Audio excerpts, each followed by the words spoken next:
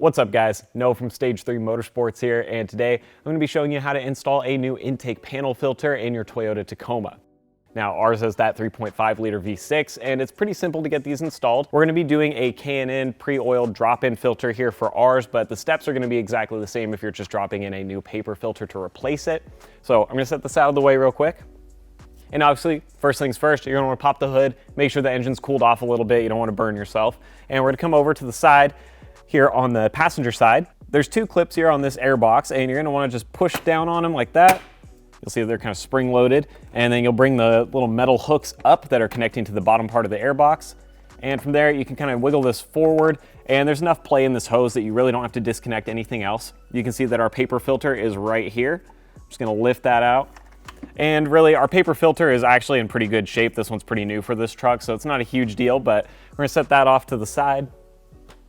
We've got the new K&N filter that we're going to drop in, and it literally just sits into place exactly the same way that that paper one did. So we just want to make sure we got it pushed down in all the corners.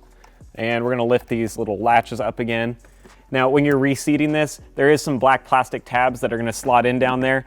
So just kind of push forward as you push down. Then bring those clips around here to the bottom of the air box, pull up on them. You'll see that that's going to lock it down so you get a nice tight air seal around there.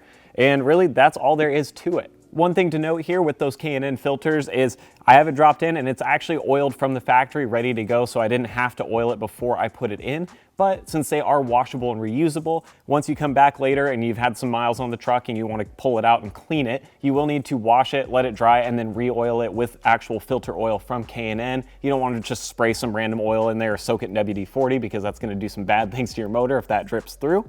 But that's all it takes. As always, guys, appreciate you watching. Hope this was helpful. And if you want to pick up one of these filters for your truck, you can head down in the description below, click that link. It's going to shoot you over to our website, and I'll see you next time.